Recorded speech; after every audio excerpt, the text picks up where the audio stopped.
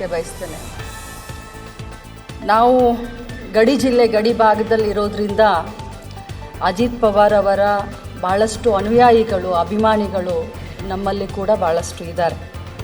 ಈಗ ತಾನೇ ಹಿರಿಯರೆಲ್ಲ ಮಾತನಾಡಿದ ಹಾಗೆ ಅವರು ಭಾಳಷ್ಟು ಪೆರಡು ನೀರಾವರಿ ಮಂತ್ರಿಯಾಗಿ, ಗ್ರಾಮೀಣಾಭಿವೃದ್ಧಿ ಮಂತ್ರಿಯಾಗಿ, ಇಂಡಸ್ಟ್ರಿಯಲ್ ಮಂತ್ರಿಯಾಗಿ ಮಹಾರಾಷ್ಟ್ರ ಬೆಳಿಲಿಕ್ಕೆ ಅವ್ರದ್ದೇ ಆದಂಥ ಕೊಡುಗೆಯನ್ನು ಅವರು ಕೊಟ್ಟಿದ್ದರು.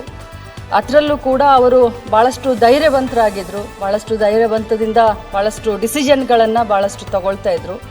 ಇನ್ನೊಂದು ಅವರು ಜನ ಅನುರಾಗಿಗಳಾಗಿದ್ದರು. ಯಾಕಂತಂದರೆ ಬೆಳಗ್ಗೆ 6:30 ಗಂಟೆಗೆ ನಾವು ಭಾಳಷ್ಟು ಜನ ಹೇಳ್ತಾರೆ ನಮಗೆ, ಯಾಕಂದರೆ ಭಾಳಷ್ಟು ಹತ್ತಿರದ ಸಂಬಂಧಗಳು ಇರೋದರಿಂದ ನನ್ನ ಕ್ಷೇತ್ರದಲ್ಲಿ ಮತ್ತು ಬಾರಾಮತಿ ಇದಕ್ಕೆ.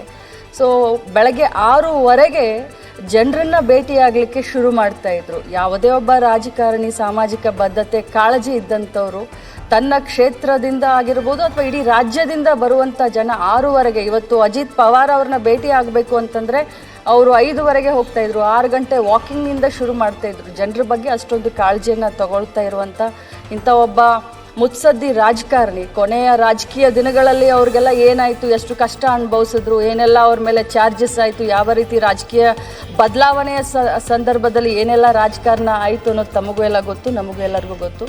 ಬಟ್ ಅವರು ಈ ರೀತಿ ಇವತ್ತು ಬೆಳಗ್ಗೆ ದುರ್ಘಟನೆಯಲ್ಲಿ ತೀರ್ಕೊಂಡಿದ್ದಾರೆ ಅಂತ ಹೇಳಿದಾಗ ನಿಜವಾಗ್ಲೂ ನನಗೆ ಆಗಲಿ ಅವರ ಅಭಿಮಾನಿಗಳಿಗೆ ನಂಬಲಿಕ್ಕೆ ಆಗಲಿಲ್ಲ.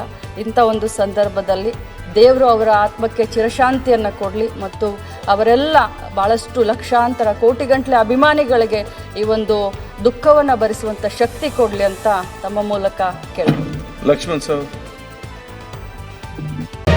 ಮತ್ತಷ್ಟು ಸುದ್ದಿಗಳಿಗಾಗಿ ನೋಡ್ತಾ ಇರಿ ಪಬ್ಲಿಕ್ ನ್ಯೂಸ್ 24x7. ಇದು ಸತ್ಯದ ಧ್ವನಿ.